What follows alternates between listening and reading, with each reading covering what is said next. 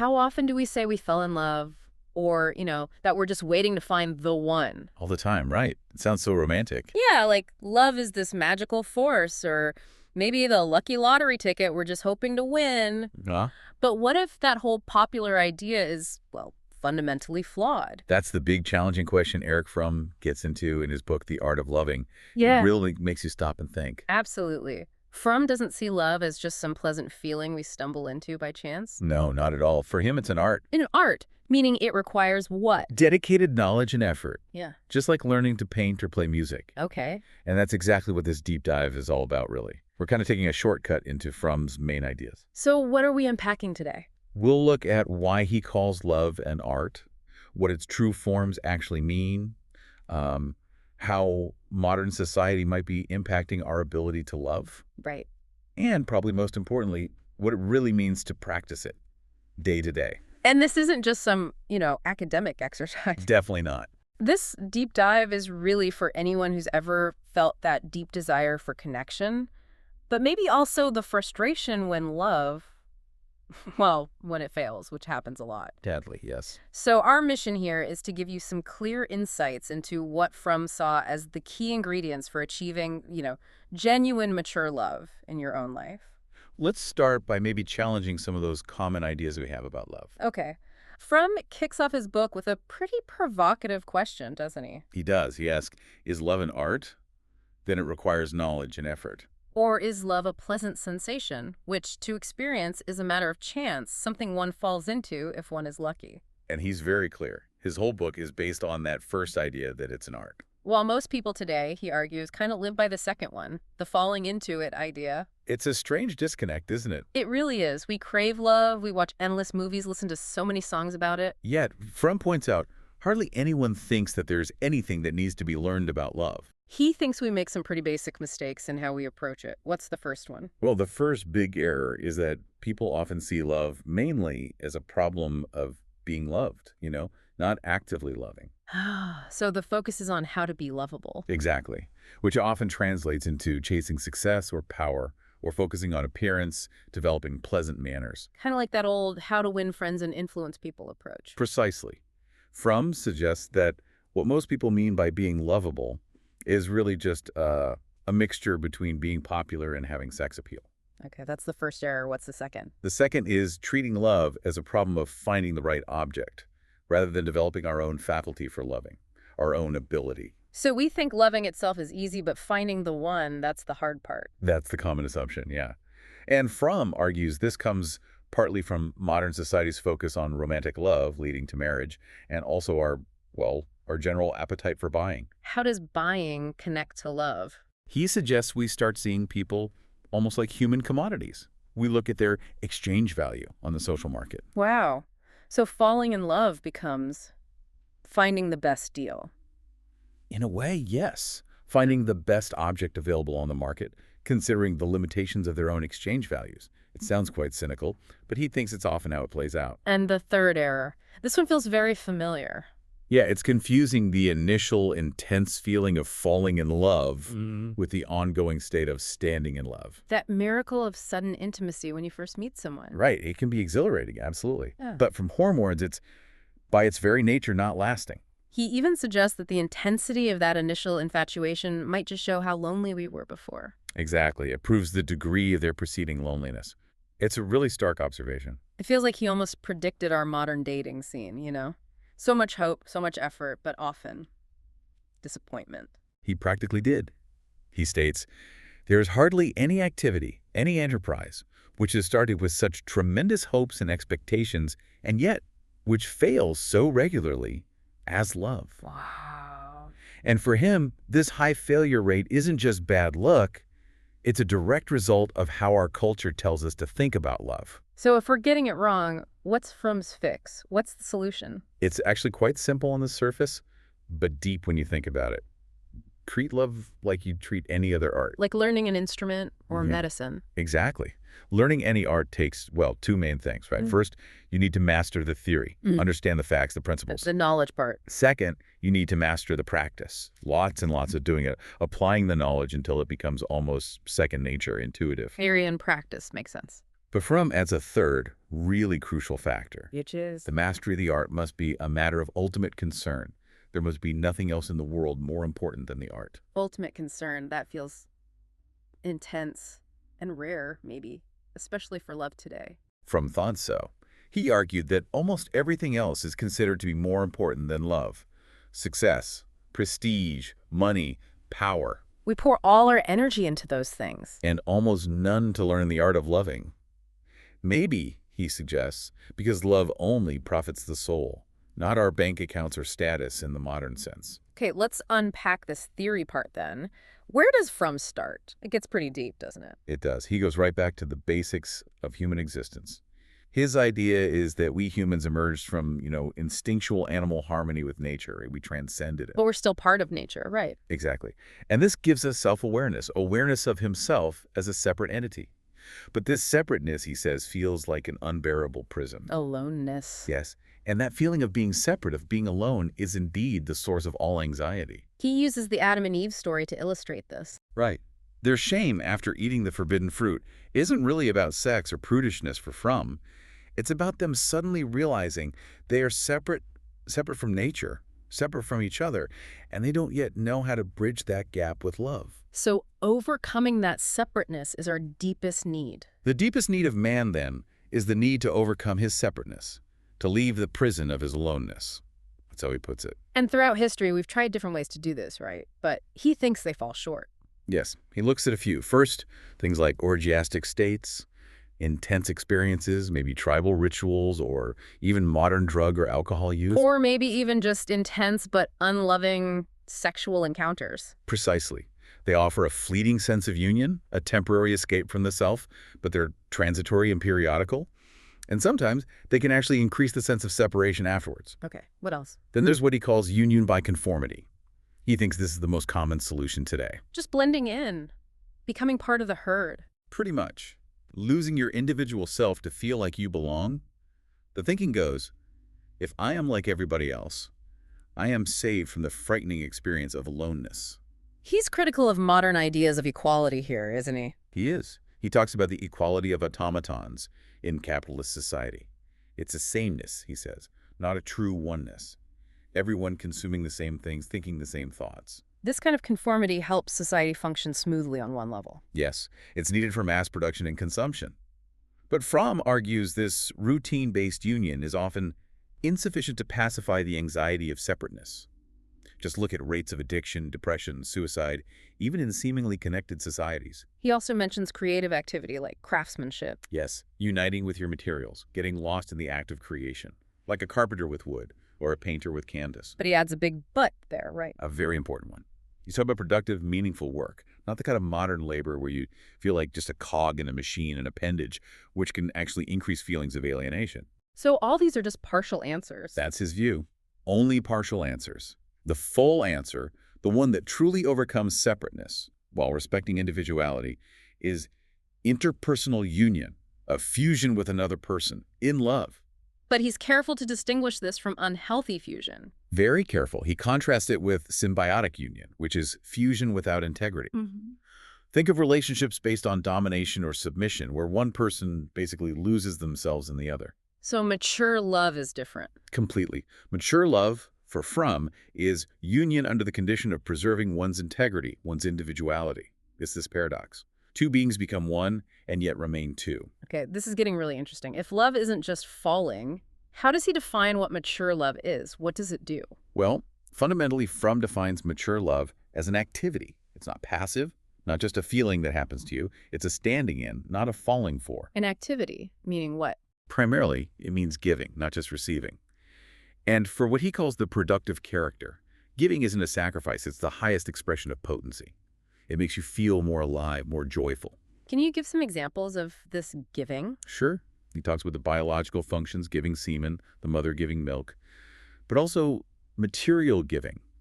He notes the poor often give more generously than the rich in some ways, but most importantly, it's giving of oneself. Giving what exactly? His joy, of his interest, of his understanding, of his knowledge, of his humor, of his sadness, of all expressions and manifestations of that which is alive in him. It's sharing your essential self. As he says, love is a power which produces love. Giving creates more love. Okay, so love is active giving. What are the core components of this activity? What does it look like in practice? Fromm breaks it down into 4 basic elements. He says they're mutually interdependent, and you find them all in a mature, loving person. What's the first one? First is care. This is active concern for the life and growth of the person or thing you love. It's not just passive affection. He uses a biblical story for this too, right? Jonah? Yes, Jonah and the gourd. God basically teaches Jonah that you have to labor for what you love, and you come to love what you labor for. Love and labor are inseparable. Care requires effort. Makes sense. What's second? Second is responsibility. And this isn't duty in the sense of obligation imposed from outside. It's a voluntary response to the needs of another human being. Like answering that old question, am I my brother's keeper? Exactly. Yeah. The loving person feels an inner need to respond to the needs of others, seen or unseen. Okay. Care, responsibility. Third. Third is respect. Mm. This is crucial. It's the ability to see a person as he is, to be aware of his unique individuality. Seeing them as they are, not as you want them to be. Precisely. Yeah. It means wanting the other person to grow and unfold for his own sake and in his own ways, without trying to control or exploit them. As Fromm puts it beautifully, love is the child of freedom, never that of domination. That's powerful. And the fourth element? Fourth is knowledge. This isn't just surface knowledge. It's about penetrating to the core of the other person, seeing beyond your own projections and biases. It requires transcending your own self-concern to truly understand them. Fromm connects this deeply to understanding the secret of man, doesn't he? He does. He says there are 2 paths to try and grasp this secret. One is the path of power and control sadism, trying to force secrets out of someone. He mentions Isaac Babel's story of an officer trampling an enemy to get at the soul. It's a destructive path. And the other path. The other path is love. In the act of loving union, my desire to know is stilled. In the act of fusion, I know you, I know myself, and I know nothing, in the objective, detached sense. Love itself becomes the way of knowing. Psychology's ultimate aim, Fromm says, should really be love. Wow. Care, responsibility, respect, knowledge. These are the building blocks. How does this apply to specific relationships, like within families? Right. Fromm then looks at the objects of love, starting with our earliest attachments, Yeah. the parent-child relationship. He distinguishes between mother's and father's love. Yes. Mother's love is typically characterized as unconditional. I am loved because I am. It's like grace, bliss, peace. It need not be acquired. It need not be deserved. But he says there are 2 sides to it. There's the milk, which is basic care and ensuring survival. And then there's the honey, which is instilling a love for life itself, a sense of joy in being alive. He thinks most mothers give milk, but fewer manage to give honey because that requires the mother to be a genuinely happy person herself. And the real test of motherly love Is not just loving the helpless infant, but loving the growing child enough to want and support their eventual separation and independence.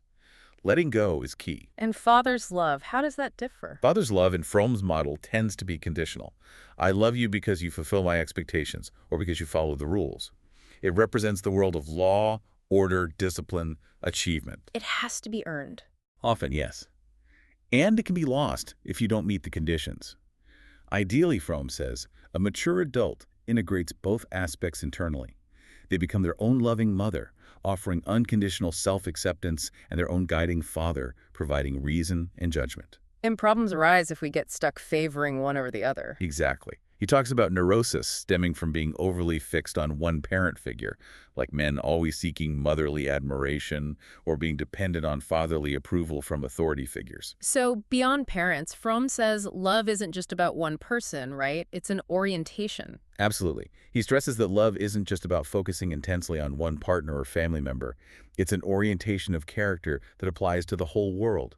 If you claim to love one person, but are totally indifferent to everyone else, Fromm would say that's not real love. It's more like symbiotic attachment or enlarged egotism. Okay, so what are the broader objects of love he discusses? Well, first and perhaps most fundamental is brotherly love. Love for all humans. Yes. It's defined by its lack of exclusiveness. It's that basic sense of connection, responsibility, care, respect, and knowledge for any other human being simply because we share humanity. It's based on the experience that fundamentally we all are one. Where does it start? Often, he says, it begins with a helpless compassion for the poor, the stranger, those in need. It's the foundation. Then there's erotic love. How is that different? Erotic love is distinct because it involves the craving for complete fusion, for union with one other person. So, unlike brotherly love, it is, by its very nature, exclusive and not universal in its focus. But he warns again about confusing the initial intensity. Right. Don't mistake that falling in love feeling, the closing of the gap between two strangers, for the deeper, more enduring, mature erotic love. So what does mature erotic love involve? For Fromm, real erotic love still contains brotherly love. You love all humanity in the specific person. The exclusivity is in the deep commitment, the erotic fusion, not in shutting out love for others. And it's more than just a feeling. Much more. He calls it a decision, it is a judgment, it's a promise. It requires will and commitment, acknowledging that paradox. Yeah. We are all one, yet each uniquely individual. Okay, next up is self-love. This one often gets misunderstood, doesn't it? People equate it with selfishness. Usually misunderstood. Yeah. Fromm tackles this head on. He argues quite logically that if loving others is a virtue, then loving oneself must also be a virtue, since I am a human being too. You can't separate love for self from love for others. So selfishness isn't too much self-love. No, quite the opposite. Fromm says the selfish person does not love himself too much but too little. In fact, he hates himself. Their grasping behavior comes from a lack, a fundamental dissatisfaction with themselves. He gives an example of this, the unselfish mother. Yes, the martyr type who constantly emphasizes her sacrifices, but subtly instills anxiety and guilt in her children. Her unselfishness, Fromm argues, often masks a hidden hostility toward life. True self-love, on the other hand, like being raised by a mother who genuinely loves herself, allows a child to experience what real love, joy, and happiness feel like. He quotes Meister Eckhart there. He does. If you love yourself, you love everybody else as you do yourself. It implies that genuine self-love and genuine love for others are inseparable. And finally, the love of God. How does that fit into this framework of overcoming separateness? Psychologically, Fromm sees it stemming from the same fundamental need. He traces how the concept of God evolves historically, from nature's spirits or idols, to human-like gods, first mother figures, then father figures, and ultimately towards God representing abstract principles. Principles like justice, truth, and love itself. Exactly. He points to Moses asking God's name, and the reply being something like, I am becoming that which I am becoming, meaning God is dynamic, infinite, not a static thing or person. So, for the truly religious person, in Fromm's view, loving God isn't about praying for things or having a child-parent relationship with a divine figure. God becomes a symbol for the totality of that which man is striving for, the realm of the spiritual world of love, truth, and justice. So loving God means striving to embody those qualities yourself. Precisely. To long for the attainment of the full capacity to love, for the realization of that which God stands for in oneself. He connects this to different ways of thinking, Eastern versus Western logic. Yeah, briefly. He contrasts Aristotelian logic, A cannot be non-A, with what he calls paradoxical logic, found more in Eastern thought, where A and non-A can coexist. This latter perspective, he feels, leads more towards focusing on inner experience, action, and the feeling of oneness, rather than rigid doctrines. It fosters tolerance and self-transformation. Loving God becomes an intense feeling experience of oneness, expressed in how you live every day. Okay, we've covered Fromm's rich theory of love, its elements, its objects. But now the tough part. What does this mean for us living today? Fromm wasn't very optimistic about modern Western society's capacity for love, was he? No, he was quite critical.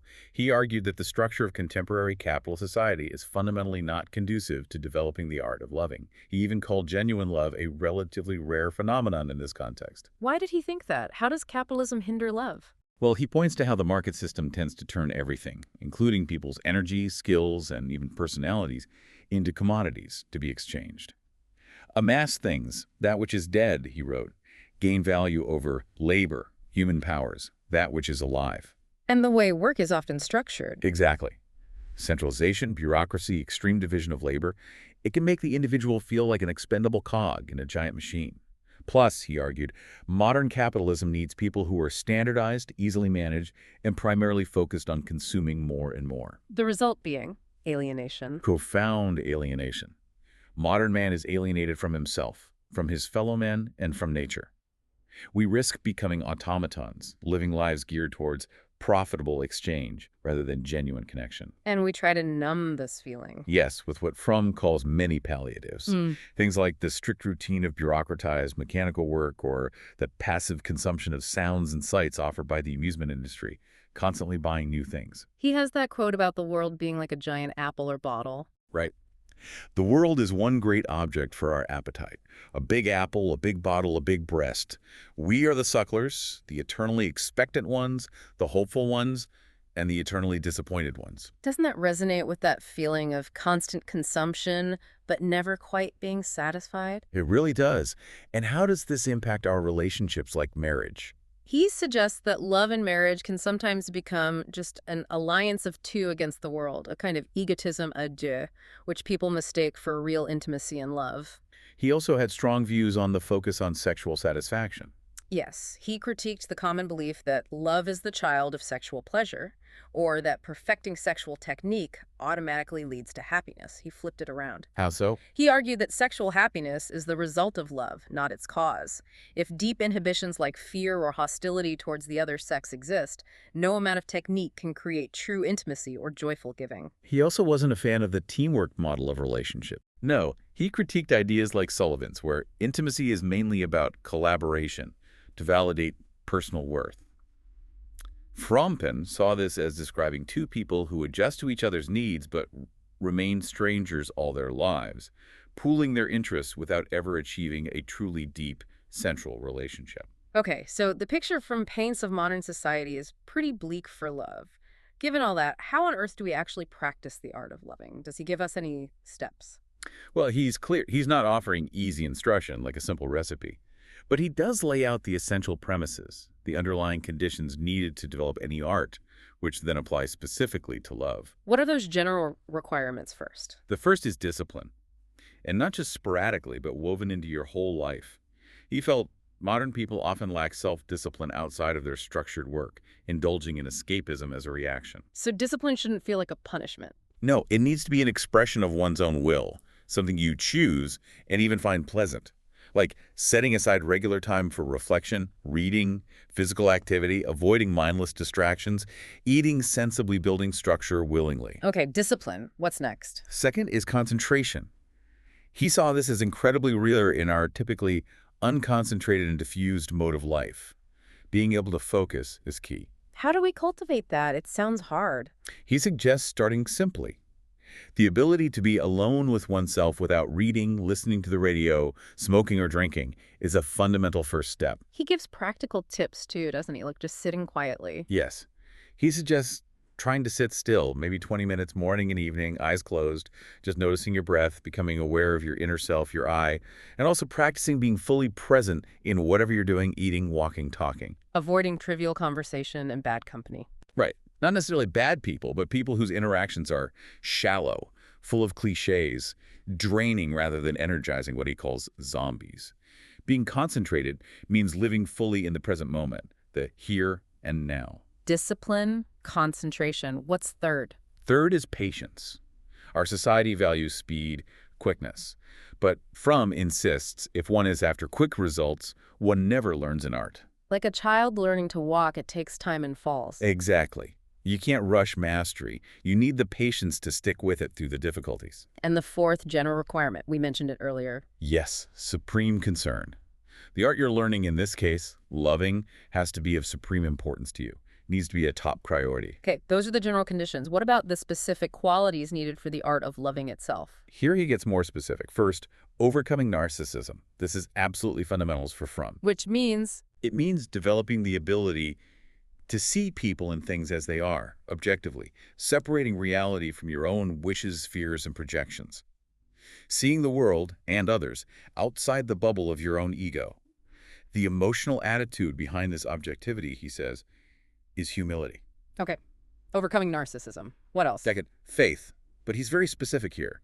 Not irrational belief in dogma or authority. He means rational faith. Rational faith. What's that? It's a conviction which is rooted in one's own experience of thought or feeling. Like the scientist's faith in reason and observation, guiding them towards a discovery even before all the proof is in. How does that apply to relationships? It's having a firm conviction in the reliability and core attitudes of another person based on your deep knowledge of them. It's also faith in your own core self, your identity that persists through change. And it's faith in the potentialities of others, believing in their capacity to grow and change, which is the basis of education, as opposed to manipulation, which lacks faith. And he contrasts faith with power. Directly. The belief in power, in the sense of domination, and the use of power are the reverse of faith. Faith allows. Power controls. Okay. Humility, objectivity, rational faith. Right. What's next? Third is courage. Specifically, the ability to take a risk, the readiness even to accept pain and disappointment. Because love involves vulnerability. Absolutely. Fromm says whoever insists on absolute safety and security cannot have faith and therefore cannot truly love. Loving requires the courage to commit without guarantees. He calls it the courage of love, distinguishing it from destructive forms of courage. How do we practice this courage? In everyday life, he suggests, by noticing when we lose faith, act defensively or cowardly, and trying to choose the path of faith and risk instead. His powerful line sums it up. To love means to commit oneself without guarantee. Love is an act of faith, and whoever is of little faith is also of little love. And the final quality? Finally, activity. But not just being busy. He means interactivity, the productive use of one's powers. It's a state of being engaged, alert, actively concerned. Being fully awake. Yes. Fully awake is the condition for not being bored or being boring. He stresses that you can't really separate being productive and active in love from being productive in other areas of your life. It's a whole way of being. So Fromm connects this individual practice back to society, doesn't he? He argues love can't just be confined to our private lives. Exactly. If love is truly a fundamental character trait, it can't just be switched on for family and friends and off for everyone else. It has to extend to those with whom one is in contact through one's work, business, profession. There's no division of labor between loving your own and loving strangers. He contrasts the typical fairness ethics of society with real love. Yes, he sees the dominant ethic in capitalist society as fairness. I give you as much as you give me, a transactional approach. He contrasts this with brotherly love, which is to love your neighbor, that is, to feel responsible for and one with him, regardless of what you get back. But he acknowledges this is hard, right? Practicing real love in this kind of society. Oh, absolutely. He admits it makes love a marginal phenomenon, an exception rather than the rule. Which leads him to a pretty radical conclusion about society itself. It does. He concludes that for love to become a widespread social reality and not just a rare individual achievement, important and radical changes in our social structure are necessary. We need a society organized in a way that supports our innate human capacity for love, where our social loving nature is not separated from its social existence, but becomes one with it. So, wrapping this deep dive up, Erich Fromm's core message is pretty clear, isn't it? It really is. Love isn't easy, it isn't passive, it's a demanding, challenging, but ultimately profoundly rewarding art. A standing in, not just a falling for. Exactly. Built on those core pillars: care, responsibility, respect, knowledge, genuine self-love, and that sense of universal connection. And he left us with a stark warning about societies that don't cultivate love. He did. Fromm believed that any society which excludes, relatively, the development of love, must, in the long run, perish of its own contradiction with the basic necessities of human nature. That's a powerful thought to end on. So maybe the question for all of us listening is this. If love truly is, as Fromm suggests, the only sane and satisfactory answer to the problem of human existence, A big if, but a profound one. then how might our daily choices, the way we interact, the way we structure our communities, how might all that begin to change if we truly took that seriously? How could we actively cultivate an environment where love isn't just a rare exception, but becomes a widespread lived human reality? Yeah. This deep dive is really an encouragement, isn't it? To not just think about love or wait for it, but to actively start practicing the art of living it.